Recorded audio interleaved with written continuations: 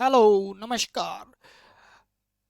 एक बार फिर स्वागत है आपका आपके अपने चैनल साइंस ग्रुप बलवंत पे। और हम आपके लिए लेके आए हैं बहुत ही बढ़िया बढ़िया प्यारे प्यारे क्वेश्चन, यानी वो क्वेश्चन जो आपके एग्जाम में आपका सीधे आपको मिलने वाले हैं, आपको सिलेक्शन दिन आएंगे। यानी आप इलेक्ट्रिकल की थ्योरी जहाँ पूछी जाएगी, एलएम जेई जीएसओ एलपी जिसमें पूछी जाएगी वहाँ पर ये क्वेश्चन रहेंगे बिल्कुल आपके लिए इंपॉर्टेंट, क्योंकि ये है PYQ यानी प्रीवियस ईयर क्वेश्चन। कोई भी एजेंसी जब एग्जाम लेती है तो सेम के सेम डेटो क्वेश्चन उठा के देती है आपको, कहीं ना कहीं आए हुए एग्जाम से। तो आप अपने ये क्वेश्चन करते रहिए, ठीक है। आपको फ्री ऑफ कॉस्ट ये सीरीज चलाई जा रही है जो आपके लिए बहुत ही इंपॉर्टेंट रहने वाली है, ठीक है। बहुत इंपॉर्टेंट रहने वाली है। हेलो। हाँ। क्लास चलाने लग रहा चलाने लग रहा चलाने लग रही है। हाँ हाँ हाँ।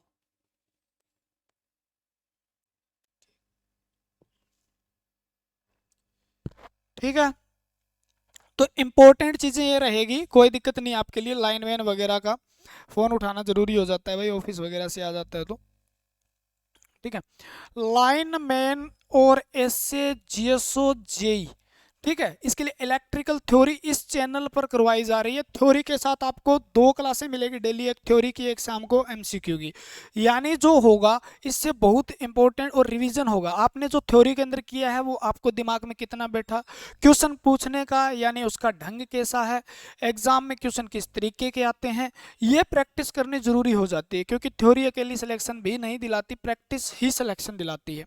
सिलेक्शन के लिए आपको प्रैक्टिस करनी पड़ेगी। लेकिन इससे पहले मैं आपको फिर बता देता हूँ, आप कहीं से भी कैसे भी बुक से, किसी टीचर से, जिससे भी पढ़ते हो बहुत अच्छा, सब बढ़िया पढ़ाते हैं भाई, ठीक है।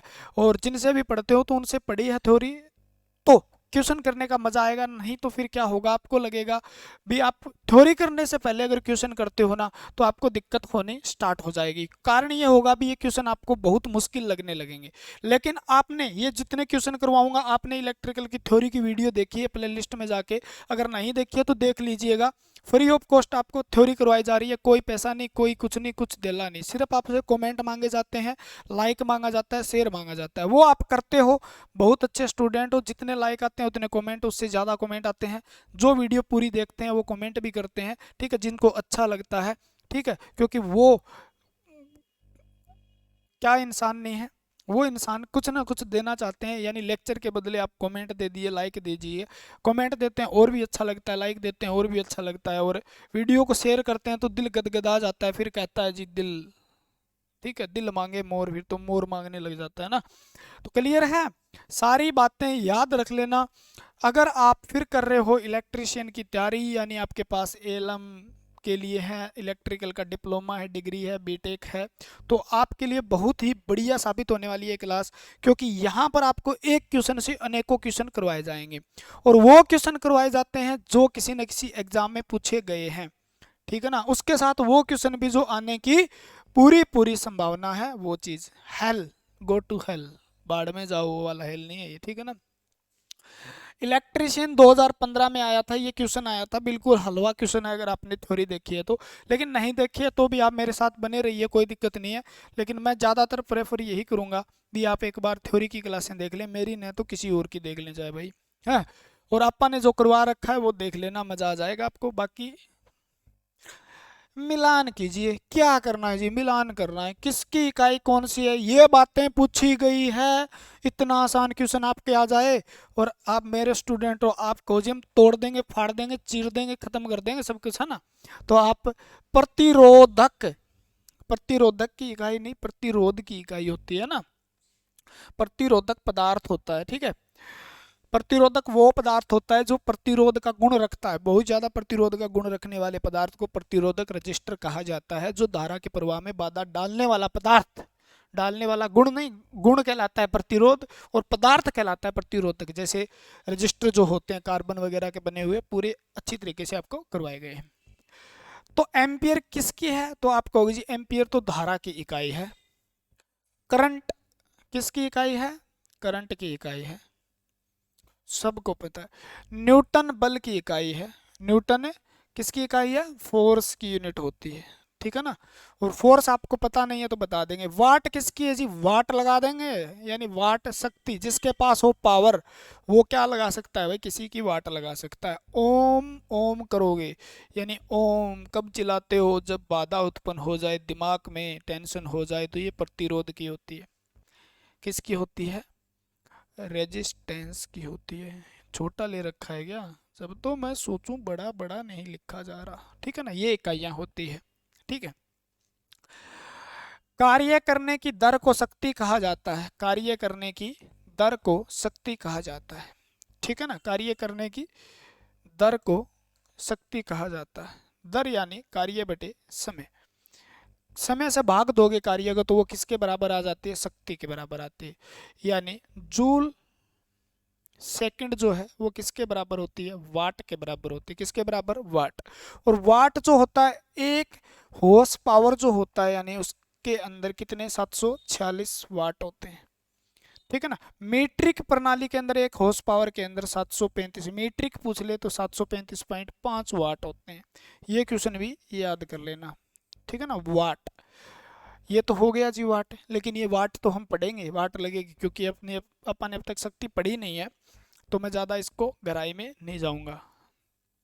न्यूटन बल विस्थापन क्या है, न्यूटन क्या होता है, न्यूटन वो बल वो होता है, मान लो न्यूटन इसके वैज्ञानिक थे जिन्होंने बल का क्या दिया था, नियम दिए थे, गति के नियम दिए थे।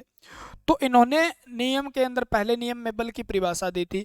न्यूटन का मतलब होता है, अगर किसी मतलब वस्तु का क्या कर दिया जाए, विस्थापन कर दिया जाए, वस्तु का क्या कर दिया जाए, किसी भी वस्तु का विस्थापन हो जाए, तो उसको हम क्या कहते हैं, यानी बल वह बाह्य कारक है जिसके द्वारा किसी वस्तु का विस्थापन किया जा सकता है, ठीक है ना, डिस्प्लेसमेंट।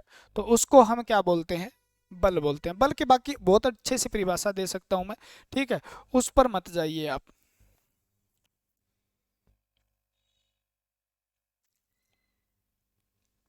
क्लियर है। और धारा क्या होती है जी, धारा आपने बताया भी, आवेश जो होता है वो किसके बराबर होता है, आवेश के प्रवाह को दर को हम क्या कहते हैं, आवेश के प्रवाह को दर को हम क्या कहते हैं, यानी आवेश और का प्रवाह हो रहा है समय में, ठीक है ना, और बराबर क्या होती है, धारा होती है। यानी आप कह सकते हो जी दूसरा मात्रक कोई है क्या, तो मैं कह सकता हूँ धारा का दूसरा मात्रक क्या होता है रे, तो आप कहोगे कूलाम पर सेकंड जो है वो इसका मात्रक होता है। यानी धारा का मतलब क्या है, एक एम्पियर करंट का मतलब क्या होता है जी, एक एम्पियर का मतलब क्या है, एक कूलाम आवेश, एक कूलाम आवेश अगर एक सेकंड में प्रभावित, प्रभावित कह रहा हूं क्या, प्रभावित होता है, तो धारा का मान 1 एम्पियर होगा, ठीक है। यानी एक कूलाम एक सेकंड में, तो धारा 1 एम्पियर के बराबर हो जाती है, क्या हो जाती है, 1 एम्पियर के बराबर हो जाती है, क्या हो जाती है, 1 एम्पियर के बराबर हो जाती है। बाकी हमने सारी चीजें हम पढ़ेंगे, ये तो नॉर्मल नॉर्मल से क्वेश्चन थे जो आपको करवाए जाएंगे। करंट ले जाने वाले दो समांतर तारों के बीच एक ले जा रहा है ये और एक ये, समांतर का मतलब दोनों के बीच समान अंतर होना चाहिए, क्या होना चाहिए, समान अंतर होना चाहिए, ठीक है। इसकी थोड़ा सा मैं डीप से पढ़ाऊंगा तो फिर दिक्कत हो जाएगी आपको, इसको थोड़ा सा हम डीप में बाद में पढ़ेंगे। इस क्वेश्चन का आंसर बता देता हूँ, करंट से संबंधित है, किससे संबंधित है, करंट से संबंधित है, ठीक है ना। किसने बताया था, ये पूछा है किसने परिभाषित किया था, तो नाम सीधा सीधा है एम्पियर ने। कूलाम के लिए आवेश जुड़ा हुआ है, कूलाम के लिए क्या जुड़ा हुआ है, आवेश जुड़ा हुआ है। विभव विद्युत क्षेत्र या की बात करें विभव की, तो उससे जुड़ा हुआ है वोल्ट, ठीक है ना, और वोल्टा आपके सेल से जुड़ा हुआ है। फ्लेमिंग के दाएं हाथ के बाएं हाथ के नियम इसने दिए थे, जब आगे हम प्रेरक वगैरह करेंगे तहाँ पे पता चल जाएगा। तो ये कूलाम हो गया। और इनका आपस में किस प्रकार से संबंध है, यानी धारा का और विभव का और क्या है, प्रतिरोध का आपस में किस प्रकार से संबंध है, इनका संबंध बताया था, ठीक है ना, उजागर किया था, इनका संबंध जो था वो उजागर किया था। वो था ओम का नियम। किस क्या था? ओम का नियम। और ओम के नियम के अंदर, ओम का नियम किसने दिया था? सर साइमन ओम ने दिया था, साइमन ओम के द्वारा। तो ओम का नियम दिया था, ठीक है ना। और इन तीनों का एम्पियर, ठीक है ना, वोल्ट और प्रतिरोध, यानी इन्होंने बताया था V इसके बराबर होती है और V बराबर आई आर होता है। क्या होता है? V बराबर आई आर होता है, ठीक है। और आपसे पूछ ले, मान लो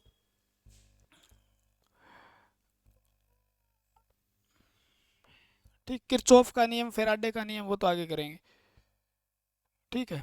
फेराडे का नियम किसने दिया था? वो भी।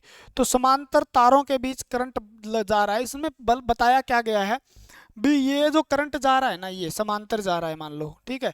इससे जो करंट बहेगा तो उससे क्या होगा? करंट बहेगा, उसके बीच में क्या लगेगा? एक बल लगेगा। क्या लगेगा?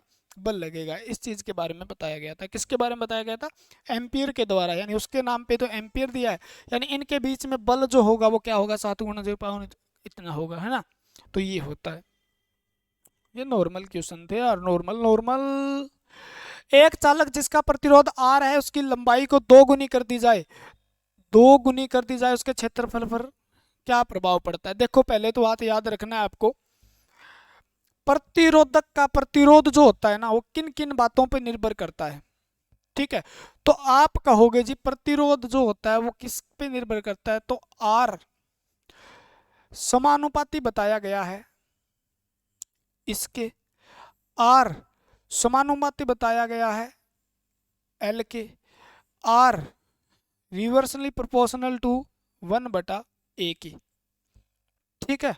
यानी इन पे निर्भर करता है, हाँ जी। और एक जो है प्रतिरोध क्या करता है? टेम्परेचर पर भी निर्भर करता है। तो आप कहोगे जी लंबाई प्रकृति पे, प्रतिरोधकता पे निर्भर करता है, हाँ जी, लंबाई पे करता है जी, ठीक है। और एक आपका अनुप्रस्थ काट के क्षेत्रफल पे, अनुप्रस्थ काट के क्षेत्रफल पे, ठीक है ना, क्रॉस सेक्शन एरिया जो होता है, यानी और तापमान पे निर्भर करता है। क्लियर है? तो इससे फार्मूला निकल के क्या आया? आर जो प्रोपोर्शनल क्या था? और बटे आर। इसको हटाने के लिए हमें लगाना पड़ता है रो। रो का मतलब होता है प्रतिरोधकता। इसका मतलब क्या होता है? प्रतिरोधकता,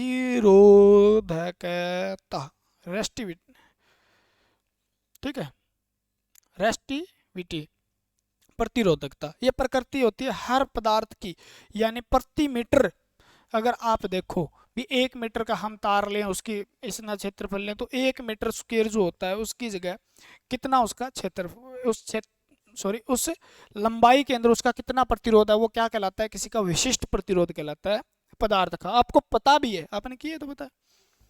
अब यहां से मैं आपको बता दूं, अगर वो लंबाई बढ़ा दे, लंबाई अगर बढ़ती है, ठीक है, तो आप कहोगे जी लंबाई बढ़ेगी तो प्रतिरोध क्या होगा?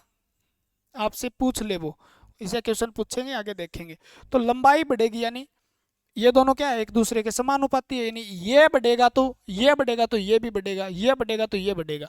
यहाँ पर ये बढ़ेगा तो ये घटेगा, क्योंकि उल्टा रिवर्सली प्रोपोर्शनल है, उल्टा अनुपाती है, व्युत्क्रमानुपाती है, ठीक है ना, व्युत्क्रमानुपाती है।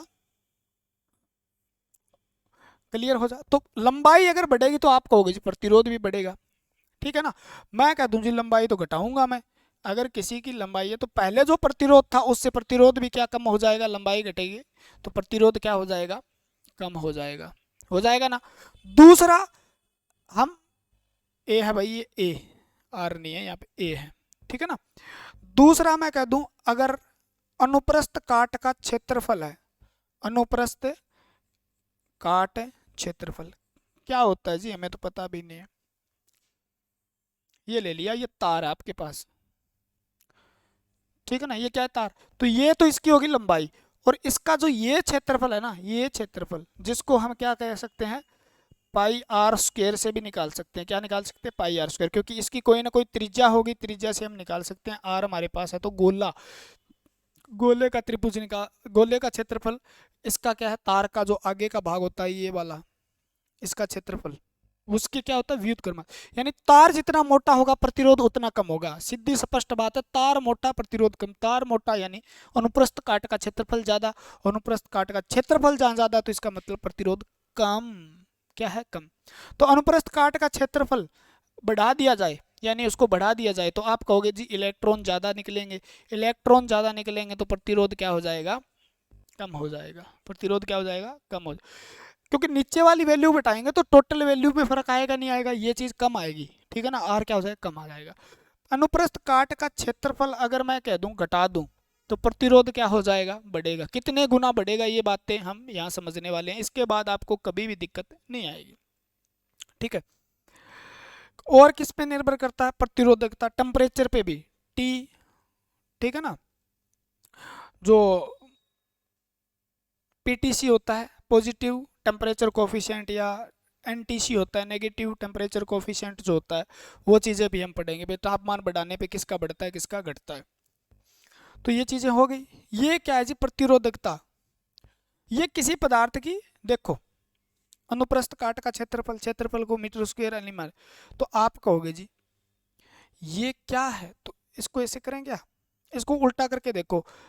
आर की जगह, आर के साथ हम क्या लेके चले जाएं, ए लेके चले जाएं, और ये क्या, एल, एल क्या चले जाएगा, नीचे चला जाएगा, एल बराबर क्या हो जाएगा, रो हो जाएगा, यानी प्रतिरोधकता। ए क्या होता है जी, सिंपल अगर इकाई निकालनी है तो मीटर गुणा मीटर, और आर क्या होता है जी, आर ओम में मापा जाता है। और ये किस में मापा जाता है, एम। तो आप कहोगे जी ओम मीटर स्क्वायर बटे में मीटर बराबर रो के होता है। मीटर से मीटर जाएगा ओम मीटर, तो आप कहोगे जी रो की इकाई क्या आ गई, ओम मीटर।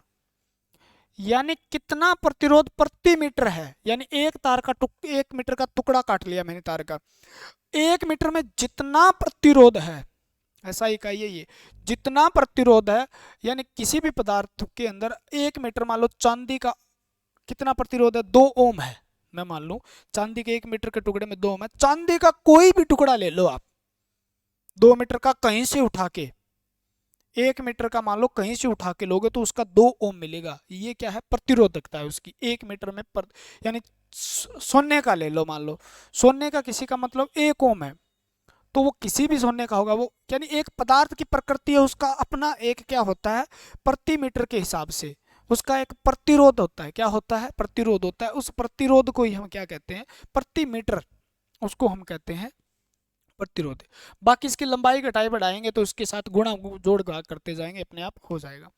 अब लंबाई को दुगना किया है उसने।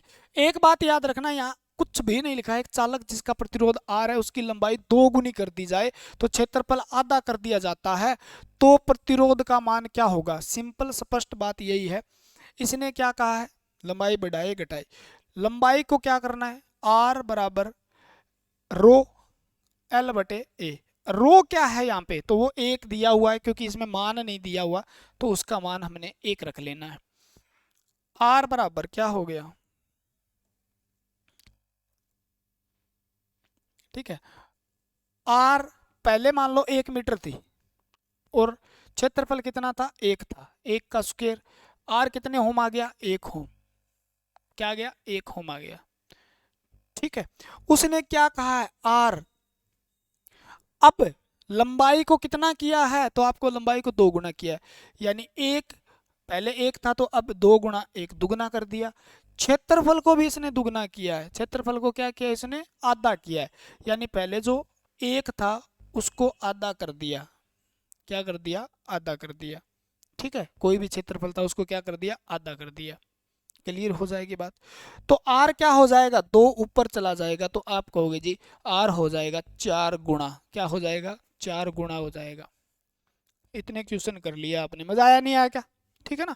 तो ये किस किस पे निर्भर करता है, ये भी बात आपको पता चली, हो जाएगा। देख लो यार, पहले क्या था, 1 था, यहाँ समझा देता हूँ। मानो पहले क्या था, आर बराबर क्या लिखा हमने, एल बटे ए होता है। पहले एल का मान क्या था, 1 था, आर बराबर, तो एल का मान मान लो 1 ले लिया आपने, सर्वप्रथम 1 था और ये क्या था, जो भी था, ठीक है। तो 1 2 लेके देख लेना आप, ठीक है ना, 2 ले लेना चाहिए, 1 ले लिया तो अपना उत्तर क्या आएगा, 1 होम आएगा, है ना। आर को हमने क्या किया, दुगना कर दिया, यानी 2 से गुणा कर दिया एल को, ठीक है। और क्षेत्रफल को भी आधा कर दिया, तो ये 2 ऊपर चला जाएगा, कितना आम आ गया, 2 दूनी 4 होम आपका आंसर आ गया। तो आप कहोगे जी 1 कितना गुना है, 4 गुना है। तो कितना गुणा हो जाएगा, तो आर का मान 4 गुणा हो जाता है, 1 से 4 गुणा हो जाता है, ठीक है ना, क्या है, गुणा हो जाता है। बाकी गुणा वाले भी करवाए होंगे मैंने शायद।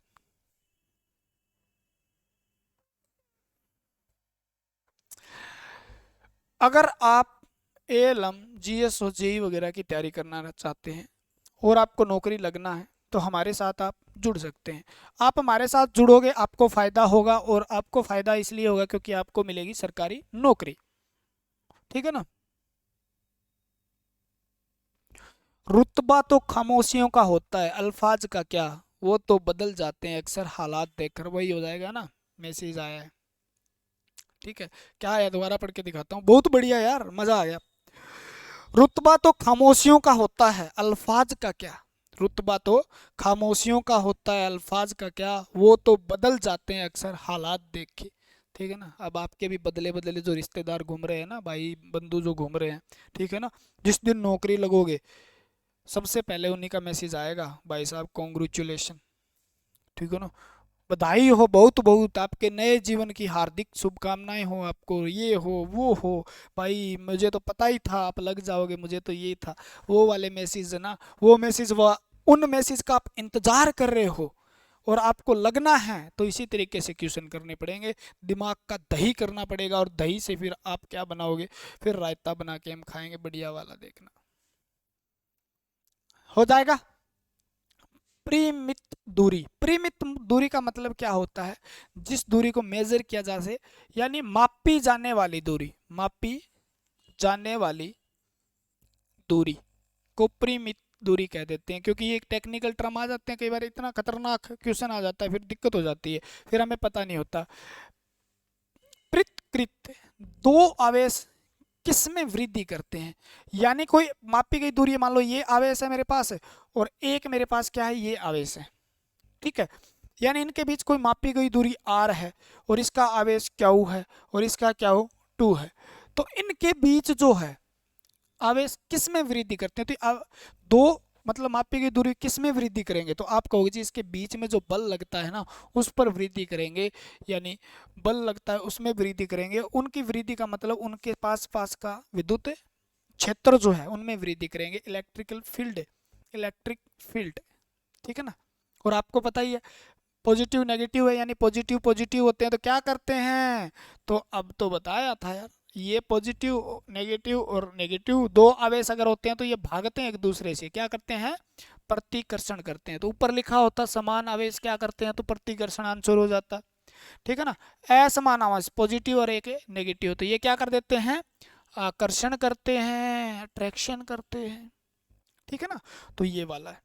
और इस नियम पे, इसको एक नियम भी दिया गया था जिसको क्या कहा गया था, विद्युत क्षेत्र, क्योंकि आवेश के चारों ओर का वह क्षेत्र जहां तक, विद्युत क्षेत्र क्या होता है पता है आपको, क्या इलेक्ट्रिक फील्ड क्या होता है, यानी किसी आवेश के चारों ओर का वह क्षेत्र, किसी आवेश के चारों ओर का वह क्षेत्र जहां तक क्या किया जा सके, आकर्षण या प्रतिकर्षण बल महसूस किया जा सके, आकर्षण कितना है या प्रतिकर्षण कितना है उस चीज को महसूस जो करते हैं ना, उसी को क्या कहते हैं, जहां तक एरिया, किसी का बदमाशों का एरिया, ठीक है ना, ये मान लो किसी भाई लोग का एरिया है, एरिया मतलब इलेक्ट्रिकल, विद्युत क्षेत्र, ठीक है ना, क्या है विद्युत इलेक्ट्रिक फील्ड, ठीक है ना, तो वहां तक का एरिया मान लो ये है, और यहाँ तक ये क्या कर रहा है, चुंबक की तरह नहीं होता, चुंबक जहां तक लोहे को चिपका सकती है, उसी प्रकार आवेश जो होता है उसमें वही शक्ति होती है, वो अपने पास ला सकती है या उस एरिया से बाहर निकाल सकती है, तो उस क्षेत्र को हम विद्युत क्षेत्र कहते हैं।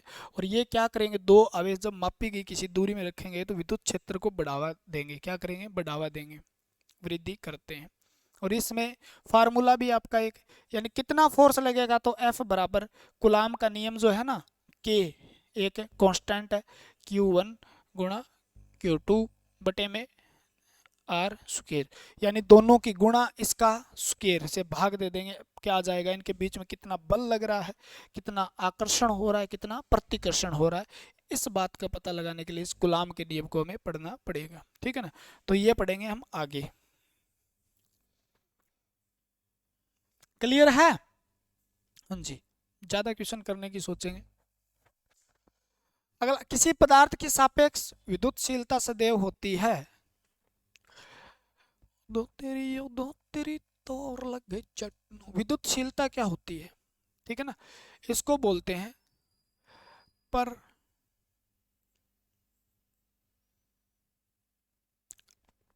क्या नाम बोलते हैं यार, परमिटिविटी, परमिटिविटी,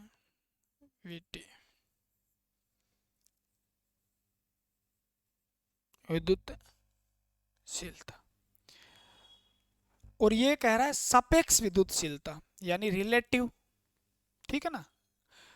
परमिटिविटी क्या होती है, देखो मैं बताता हूँ। आपने किया है क्या कूलॉम का नियम, हाँ जी हमने पढ़ा है कूलॉम का नियम। उसके अंदर आपने इस शब्द को जरूर देखा होगा। कैसे देखा जी, आपने कहा जी, जो बल जो होता है ना, दो आवेश के बीच में, दो आवेश के बीच में बल समानुपाती होता है पहले आवेश यानी दूसरे आवेश के गुणनफल के। आपने ये भी पढ़ा होगा भी समानुपाती होता, व्युत्क्रमानुपाती होता है उसके बीच की दूरी के वर्ग के, पढ़ा है आपने, मुझे पता है, ठीक है ना। तो अब इसको बराबर रखना है, मान लो F बल क्या है, समानुपाती किसके है, Q1 गुणा Q2 बटे में R स्क्वायर, ये हो गया। लेकिन इसको हटाने के लिए हमें क्या रखना पड़ता है, कांस्टेंट रखना पड़ता है। क्या रखना पड़ता है, कांस्टेंट। Q1 Q2 बटे में R स्क्वायर, ये पता है आपको, और ये न्यूमेरिकल भी करवा देंगे आपको कभी, है ना ये। लेकिन यहाँ पर जो K है वो क्या है, वो एक क्या है, K क्या है, एक नियंताक है जिसकी एक वैल्यू होती है, नियंताक है, क्या है, नियंताक है जिसकी वैल्यू होती है, हाँ 9 गुणा 10 की 9, 9.1 लिख लेना, गुणा 10 की 9 न्यूटन मीटर स्क्वायर कूलॉम, ठीक है ना, newton metre square coulomb square, ये उसकी वैल्यू होती है। लेकिन ये K कहाँ से आया, ये निकालने के लिए हमें क्या निकालना पड़ेगा, 4 पाई, ठीक है, विद्युत क्षेत्र यानी E नॉट E R, ये दो शब्द आपने वहां देखे होंगे अगर आपने सही से इसको किया है तो। और अब ये फार्मूला पूरा होता है आपका F बराबर, ठीक है ना, गुणा में K की जगह ये रखने पर Q2 बटे में R स्क्वायर, ठीक है। E नोट क्या है, तो आप कहोगे जी ये जो है, तो आप कहोगे इसका मतलब होता है निर्वात में, वैक्यूम में विद्युतशीलता, विद्युतशीलता, ठीक है। ई आर का मतलब है रिलेटिव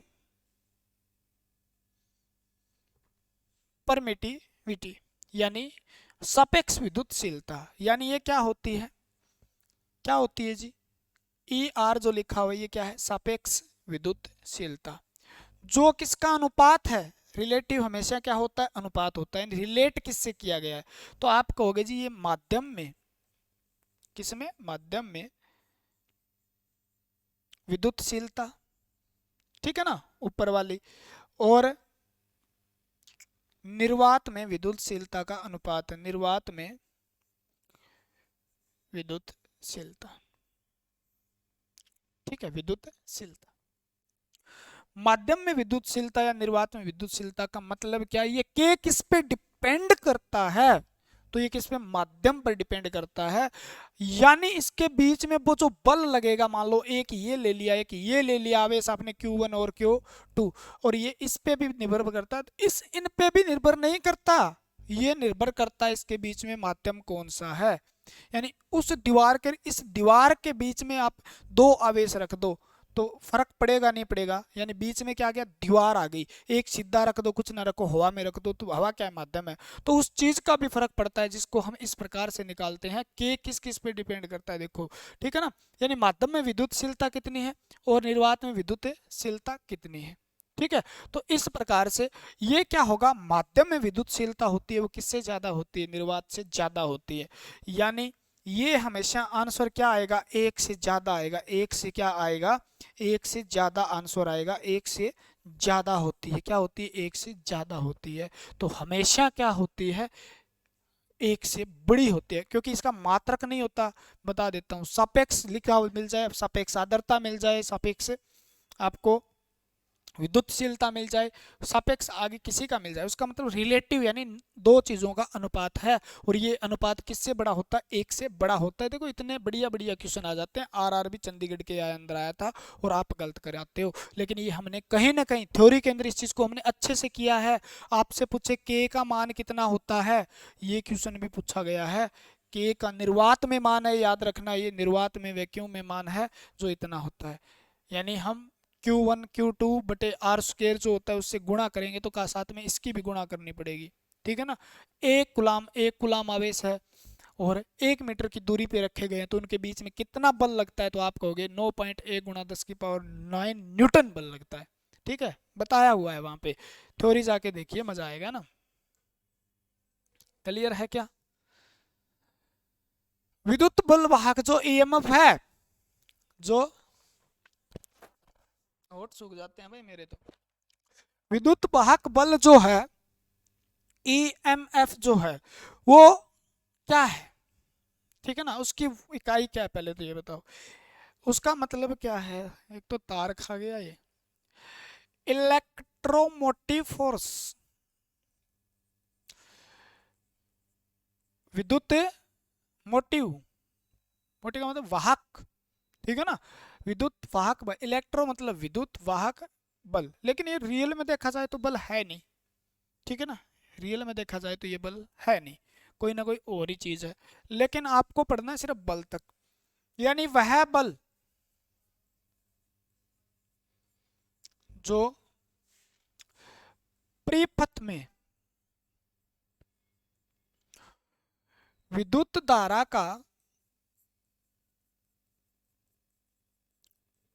प्रवाह प्रवाह करवाता है। ठीक है ना, होठ गला सूख जाता है भाई। वह बल जो परिपथ में विद्युत धारा का प्रवाह करवाता है, वो बल क्या कहलाता है? विद्युत वाहक बल कहलाता है, जिसको वोल्ट में मापा जाता है। जिसकी इकाई क्या है? वोल्ट है। जिसकी इकाई क्या है? वोल्ट। जिसकी इकाई क्या है? वोल्ट। जिसकी इकाई क्या है? वोल्ट। ठीक है ना। तो क्या करवाता है जी? आपने कहा जी विद्युत धारा का प्रवाह करवाता है, तो मैं फिर बता देता हूं, विद्युत धारा का प्रवाह यानी इलेक्ट्रॉन का प्रवाह। सब ना है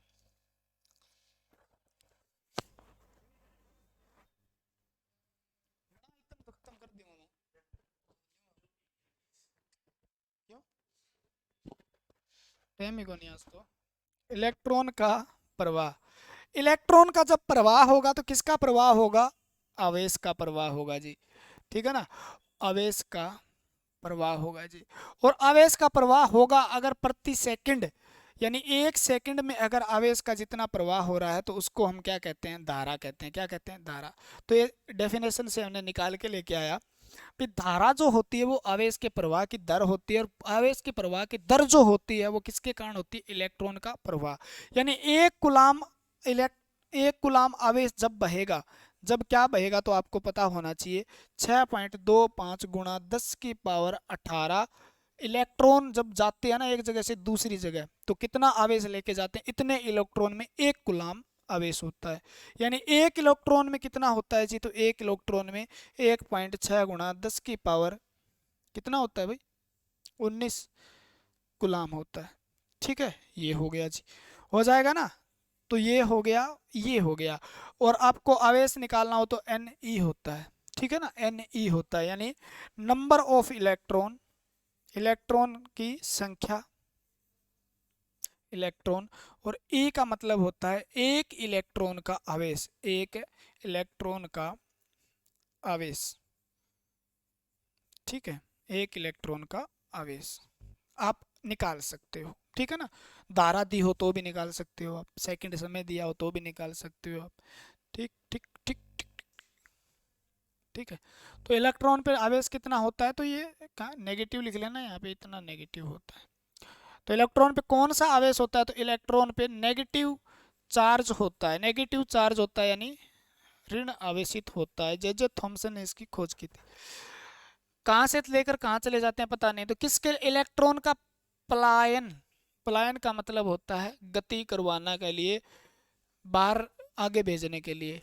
असंतुलित परमाणुओं को, इलेक्ट्रॉन को पृथक करने के लिए गलत है।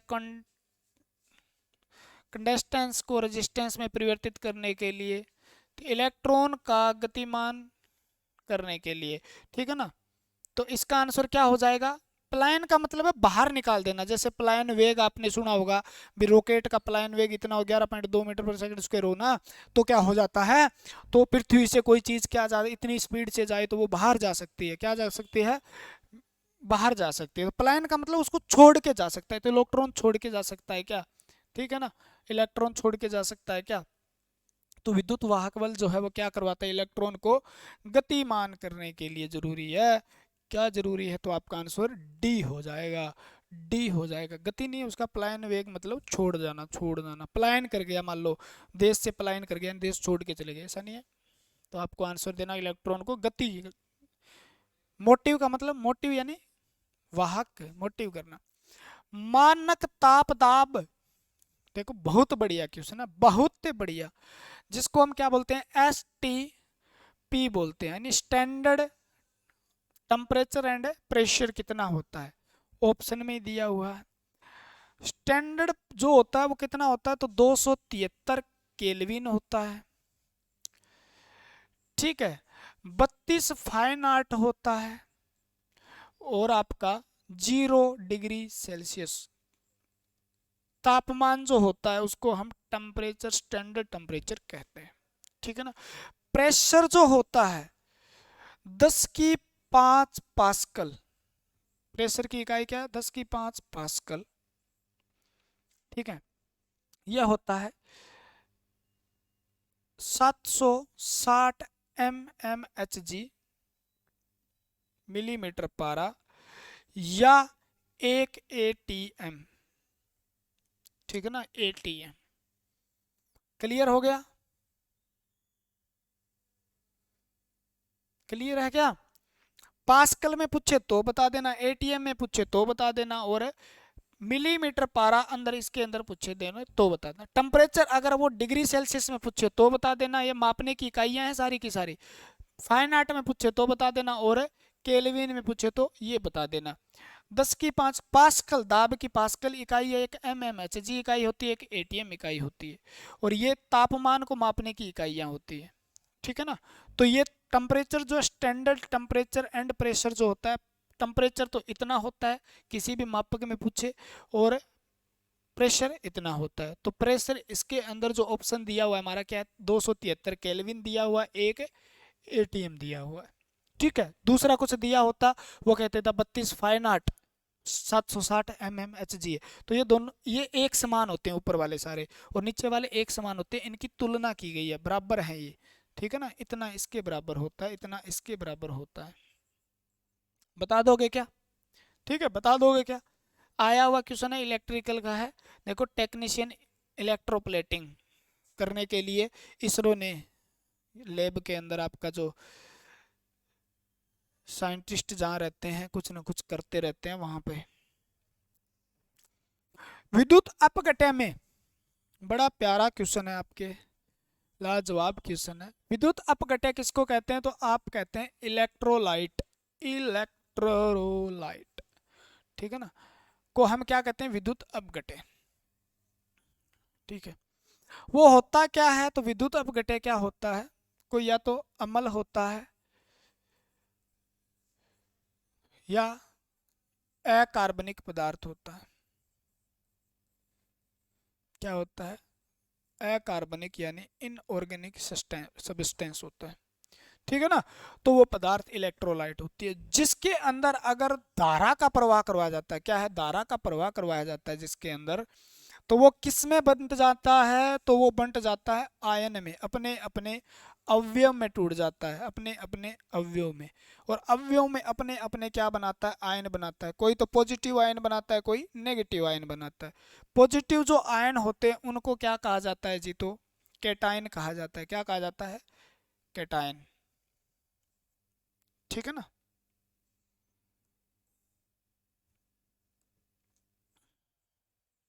कैटायन कहा जाता है, यानी उसको कहा जाता है जी धन आयन।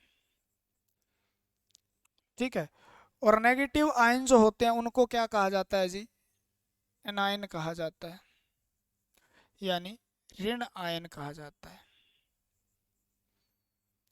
ठीक है, जब भी कोई मतलब इलेक्ट्रोप्लेटिंग वगैरह या आप सेल के अंदर विद्युत धारा का प्रवाह होना स्टार्ट होता है या सेल को आप चार्ज करते हो तो वो क्या हो जाता है, उसके अंदर इलेक्ट्रोलाइट पाया जाता है। जैसे आप कहो जी इलेक्ट्रोलाइट, एक एग्जांपल दे दो, H2SO4, ठीक है ना, और आपका है सिल्वर नाइट्रेट, ठीक है, और जैसे आपका अमोनिया सल्फेट, ठीक है,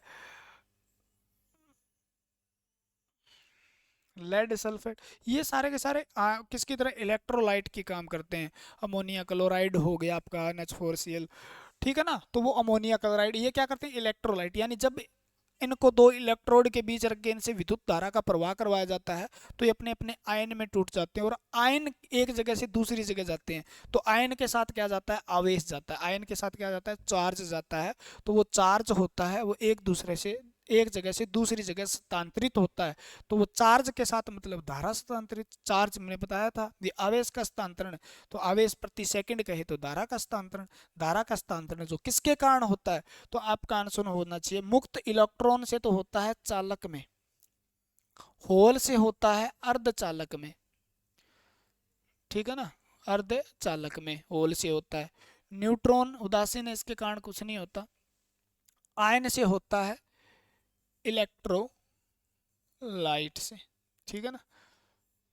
चैप्टर वाइज क्वेश्चन करवा देंगे आपको सारे के सारे, तो मजा भी आएगा, हो जाएगा ना। तो इलेक्ट्रोलाइट होता क्या है और ये आपको बताया गया है सेल वाले चैप्टर में अच्छी तरीके से। कूलम के नियम के अनुसार क्या होता है जी, कूलम के नियम के अनुसार दो आवेशों के बीच लगने वाला बल, यानी दो आवेश हैं उनके बीच में जो फोर्स लगेगा, ठीक है, वो दोनों आवेशों के गुणनफल के समानुपाती होता है। ठीक है, ये कह रहा है F जो समानुपाती है क्या, Q1 गुणा Q2 के, आप बता दियो। ठीक है, दोनों आवेशों के बीच दूरी के वर्ग के व्युत्क्रमानुपाती होता है, यानी F किसके व्युत्क्रमानुपाती बताया है, दूरी के वर्ग के व्युत्क्रमानुपाती बताया है। निर्वात की परम विद्युतशीलता E नोट, देखो आ गया, देखो E नोट पर निर्भर करता है, किस पे निर्भर करता है, तो आप कहोगे जी F किस पर भी निर्भर करता है, तो F K पे निर्भर करता है क्या, हाँ, ठीक है ना।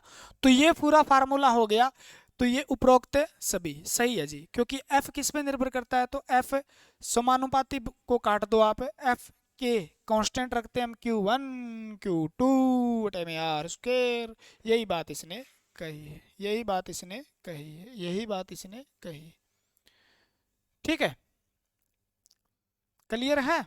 यानी ये क्या कह रहा है जी, ये कुछ नहीं कह रहा, एक ये है एक ये है, दो आवेश है, एक Q1 है Q2 है, दोनों के बीच में दूरी है R, तो इनके बीच में जो बल लगेगा वो क्या होगा, बल या तो वो क्या होगा, आकर्षण बल होगा, और या क्या होगा, प्रतिकर्षण बल होगा। कौन सा बल होगा, प्रतिकर्षण बल होगा, ठीक है ना। तो आकर्षण या प्रतिकर्षण, आकर्षण जब लगेगा जब दोनों का आवेश क्या है, अलग अलग है, और प्रतिकर्षण जब लगेगा जब आवेश समान है, ठीक है ना। तो आकर्षण व प्रतिकर्षण बल लगेगा। ये जो लगने वाला बल है, बल है, बल है, बल है, बल है, बल है, वो क्या है, वो यही है Q1 Q2 और R स्क्वायर जो है आपका उसके बराबर होता है, ठीक है। और ये K जो है, इस K को मैंने लिखा था 1/4 पाई E नोट ER, याद हो तो, ठीक है, जिसकी वैल्यू मैंने बताई थी 9.1 गुणा 10 की 9 newton metre square coulomb square, ठीक है, जिसकी वैल्यू हमने क्या बताई थी, ये बताई थी, ठीक है। हो जाएगा क्या, हो जाएगा जी, ठीक है, ये चीजें कर लेना, आप काम आएगी भैया आपके। अगला क्वेश्चन है विद्युत आवेश की मात्रा Q ज्ञात करने के लिए, ज्ञात करने का सूत्र क्या है, विद्युत आवेश की मात्रा, ऐसे मत किया करो यार, यानी आवेश को ज्ञात करने के लिए इसका मात्रक क्या है, मात्रक फिर बता देता हूं मैं, कूलम है, और ये SI मात्रक है। ठीक है, यानी आवेश की प्रवाह के दर को, आवेश के प्रवाह की दर को यानी आवेश बटे समय को हम धारा कहते हैं। क्या कहते हैं? धारा कहते हैं। यानी इसने बताया भी क्यू बटा टी जो होता है वो आई के बराबर होता है। ठीक है ना, तो आई की क्यू किसके बराबर हो, क्यू को इधर रख लो, आई तो है उधर और टी को लेके चले जाओ, तो क्यू आई टी किसके बराबर होगा? आवेश के।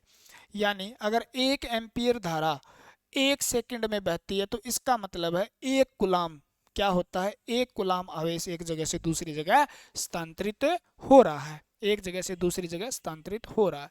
तो हो जाएगा क्या? आई आर, ये उसका हो जाता है भाई ठीक है ना, शक्ति। और जब उष्मा होता है, उष्मा की बात करें तब की बात, आई टी, क्या बराबर आई टी नहीं है, क्या बराबर क्या है? I T, I into T. ठीक है, तो ऑप्शन क्या हो जाएगा? सी हो जाएगा। अरे मेरे सरकारी लाइन में नो, JGSO क्या हाल है आपके? ज्यादा से ज्यादा कमेंट करना है भैया, कमेंट करके आप क्वेश्चन का आंसर बता दो, मेरे को बता दियो। एक क्वेश्चन देता हूं, आप ध्यान देते हो तो ठीक है। ESU किसकी इकाई है? किसकी इकाई है? ESU इलेक्ट्रोस्टैटिक्स यूनिट किसकी इकाई है? आप ध्यान देते हो तो इसका आंसर आराम से दे पाओगे। अगला क्वेश्चन प्यारा क्वेश्चन, आपकी तरह लाड़ दुलारा क्वेश्चन। ठीक है, एक क्वेश्चन इनमें से छोड़ दूंगा मैं आपके लिए, क्योंकि कमेंट करने वाले चाहिए ना। 1 एम्पियर धारा 1 सेकंड तक प्रवाहित होने पर कहलाता है, 1 एम्पियर धारा 1 सेकंड तक, यानी क्या बराबर आई टी था क्या? ठीक है ना, 1 एम्पियर करंट अगर 1 सेकंड में प्रभावित होता है तो 1 गुलाम के बराबर होता है, यानी वो क्या कहलाता है? तो गुलाम कहलाता है। क्या कहलाता है? गुलाम कहलाता है। यानी 1 एम्पियर 1 सेकंड बराबर 1 गुलाम के होता है। ठीक है ना, और 1 गुलाम 1 सेकंड में आवेश बहे तो वो 1 एम्पियर के बराबर होता है। बात बराबर है। ठीक है ना, तो वो गुलाम, कूलाम। ठीक है ना, किसके बराबर होता है? कूलाम। अगर वो उल्टा पूछता तो एम्पियर के बराबर हो। विद्युत आवेश की मात्रा की SI इकाई क्या है? कूलाम। वाट घंटा ऊर्जा की इकाई है। किसकी ऊर्जा की इकाई है? विद्युत शक्ति की इकाई है। ये आवेश की वोल्ट विभव की इकाई है, विभवांतर की इकाई है, टर्मिनल वोल्टेज की इकाई है, EMF की इकाई वोल्ट। एम्पियर किसकी इकाई है? तो आपको पता ही है, धारा की इकाई है। जब विद्युत धारा पृथ्वी की ओर प्रवाहित होती है तो पृथ्वी का विभव होता है। इसका आंसर आप कमेंट में दोगे मेरे को। ठीक है ना, इसका आंसर आप कमेंट में दे देना, क्योंकि आपके लिए थोड़ा काम बचना चाहिए। कमेंट में बता देना भी इसका आंसर क्या होगा। यानी पृथ्वी की ओर जब धारा प्रवाहित होती है तो पृथ्वी का पोटेंशियल क्या होता है? धनात्मक, शून्य, ऋणात्मक, अनंत। वस्तु का पोटेंशियल पूछा इसने, वस्तु का पोटेंशियल क्या होता है बताइए। ठीक है, वही फार्मूला लग जाएगा आपका। ठीक है ना, कार्य करने की, प्रति कूलम कितना कार्य किए, कितने आवेश ने कितना कार्य किए। जब धारा एक चालक से प्रवाहित होती है तो वह तप्त हो जाती है, तो उसको क्या कहते हैं? यानी जब किसी से धारा प्रभावित करती है तो वो तप्त यानी गर्म हो जाती है, तो उसका मतलब है, गर्म का मतलब क्या हुआ जी?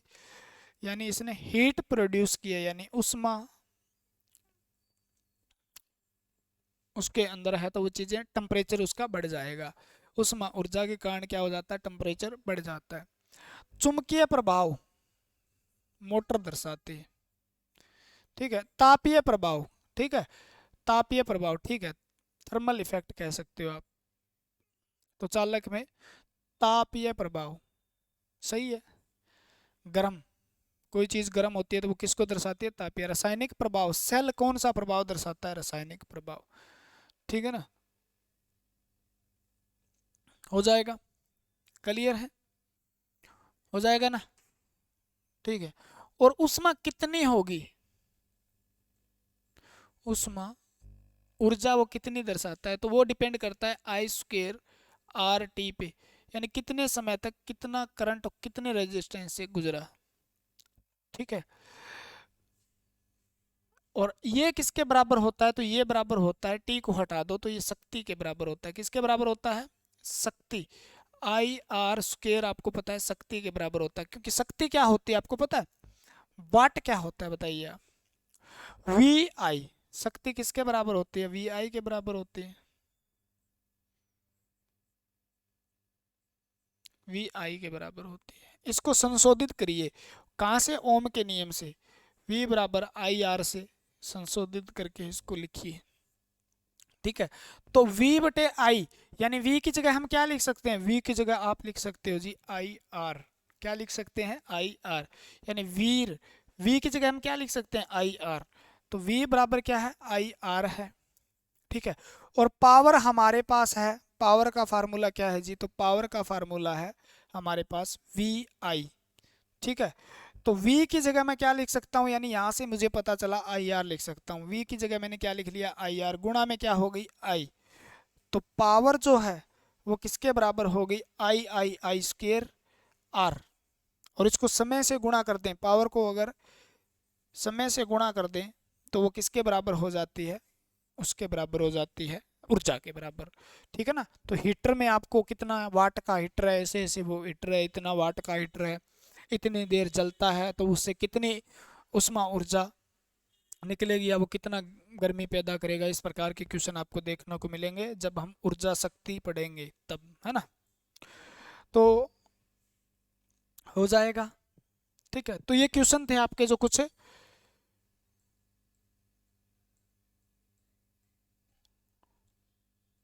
कर लेना भाई। मुश्किल से मुश्किल क्वेश्चन लेके आया हूँ, आसान क्वेश्चन कोई नहीं है, देख लो बस। ये क्वेश्चन थे, इनकी PDF देखो, ऐसे करके मैंने सेव कर लिए, भेज दूंगा अब मैं। ये लो, ये हुए। ठीक है, तो इसके PDF टेलीग्राम में भेज दूंगा, व्हाट्सएप पे जुड़ जाइए, वहां भेज दूंगा, या आप वीडियो को लाइक शेयर कमेंट जरूर कीजिएगा। अगर वीडियो पसंद आई, आगे आप ऐसे ऐसे क्वेश्चन चाहते हो तो जितने ज़्यादा उसके कमेंट करिए, आगे ये सीरीज को हम रेगुलर रखेंगे। आपको अगर सीरीज में मज़ा नहीं आया तो फिर बंद कर देंगे, है ना। तो आप जितने ज़्यादा कमेंट करोगे उससे पता चलेगा भी, जितने ज़्यादा कमेंट लाइक शेयर है, जितने ज़्यादा पसंद करोगे तो उसका मतलब मज़ा आ रहा है और हम इसको शेयर कर रहे हो, आप हमारा आप सपोर्ट कर रहे हो भी, हम सही पढ़ा रहे हैं, तो हम आगे इस चीज़ को चलते जाएंगे, करते जाएंगे, कोई दिक्कत नहीं। ठीक है, तो आज के लिए फिर इतना ही। जय हिंद, जय भारत, मिलते हैं अगली वीडियो के साथ। भगवान आपका भला करे, जल्द ही जल्द आपको नौकरी मिले, बहुत अच्छी प्यारी सी सरकारी सी, है ना, सरकारी ही मिले, सरकारी सी क्यों मिले भाई। तो धन्यवाद, लव यू टू ऑल।